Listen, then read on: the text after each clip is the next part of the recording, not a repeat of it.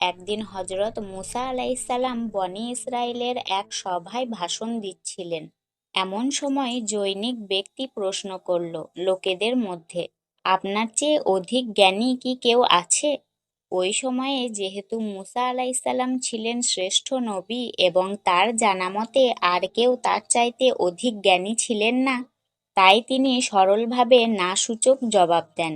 জবাবটি আল্লাহর পছন্দ হয়নি, কেননা এতে কিছুটা অহংকার প্রকাশ পেয়েছিল। ফলে আল্লাহ তাকে পরীক্ষায় ফেললেন। তার উচিত ছিল একথা বলা যে আল্লাহই সর্বাধিক অবগত। আল্লাহ তাকে বললেন, হে মূসা, দুই সমুদ্রের সংযোগস্থলে অবস্থানকারী আমার এক বান্দা আছে যে তোমার চেয়ে অধিক জ্ঞানী। এ কথা শুনে মূসা আলাইসাল্লাম প্রার্থনা করে বললেন, হে আল্লাহ, আমাকে ঠিকানা বলে দিন যাতে আমি সেখানে গিয়ে জ্ঞান লাভ করতে পারি। আল্লাহ বললেন, থলের মধ্যে একটি ভাজা মাছ নাও এবং দুই সমুদ্রের সঙ্গমস্থলের দিকে সফরে বেরিয়ে পড়ো।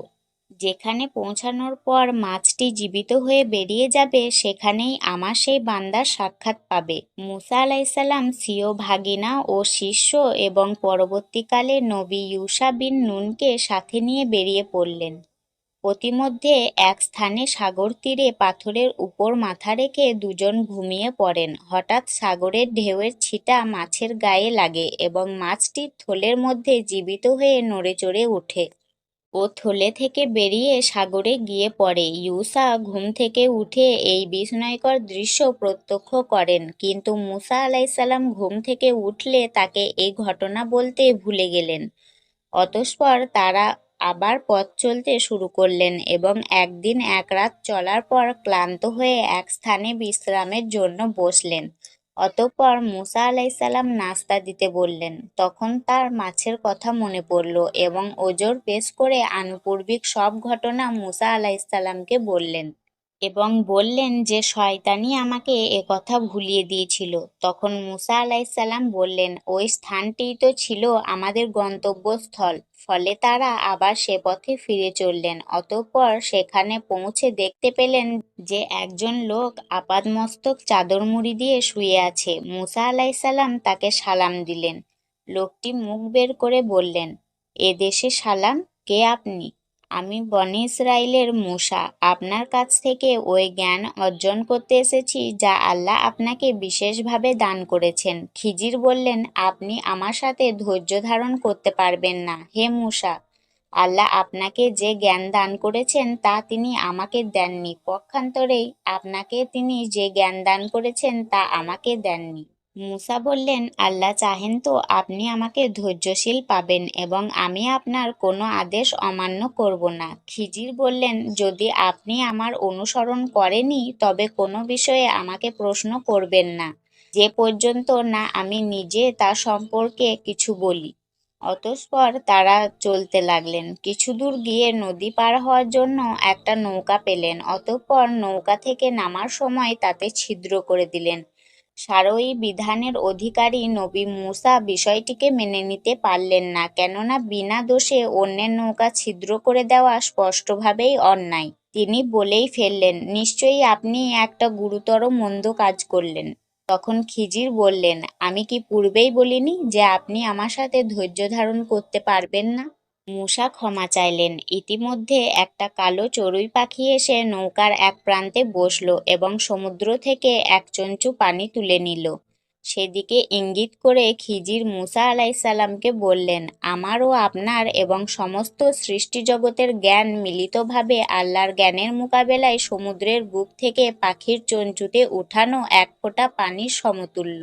তারপর তারা সমুদ্রের তীর বেয়ে চলতে থাকলেন। কিছু দূর গিয়ে তারা সাগর পাড়ে খেলায় রত একদল বালককে দেখলেন। খিজির তাদের মধ্যে সবচেয়ে সুন্দর ও বুদ্ধিমান ছেলেটিকে ধরে এনে নিজ হাতে তাকে হত্যা করলেন।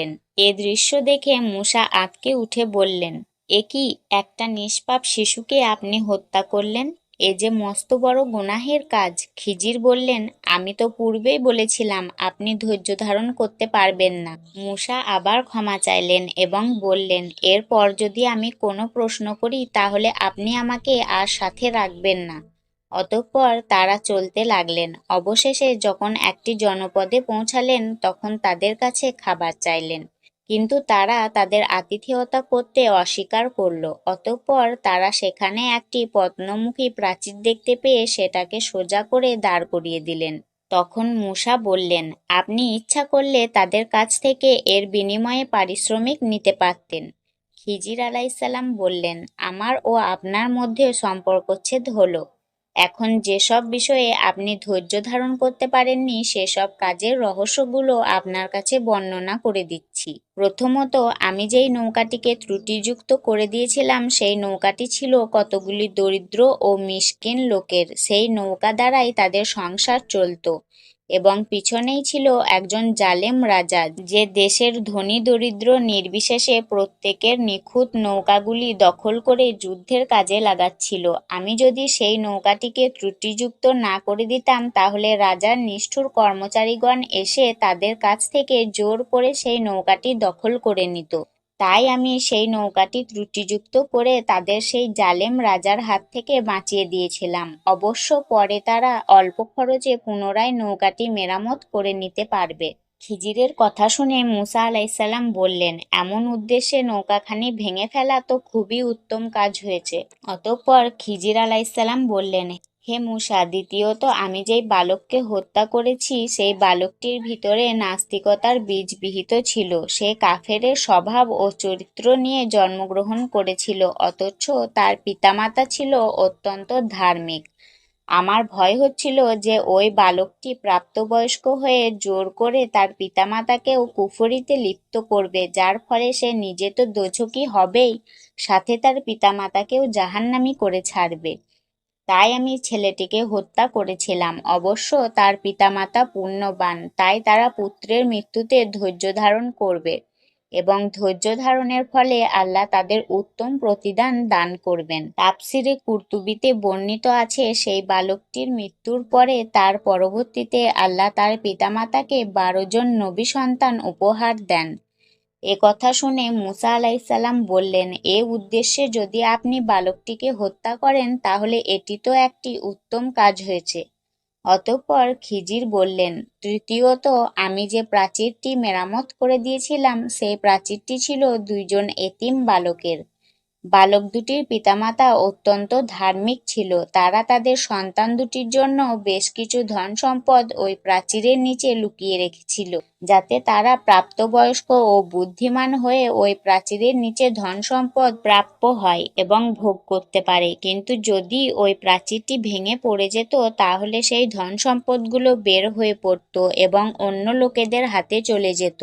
এরূপ ঘটনা ঘটে যাতে ছেলে দুটির ভাগ্য নষ্ট না হয়, তাই আমি প্রাচীরটি মেরামত করে দিয়েছিলাম। ঘটনাটি শুনে মূসা আলাইসাল্লাম বললেন, হে খিজির, এরূপ মহৎ উদ্দেশ্য নিয়ে প্রাচীরটি মেরামত করা তো অত্যন্ত সওয়াবের কাজ হয়েছে। অতঃপর মূসা আলাইসাল্লাম বিদায় নেওয়ার আগে বললেন, আমাকে কিছু নসিহত করুন। খিজির বললেন, সব সময় মুচকি হাসি হাসবেন, কখনো অট্টহাসি দিবেন না।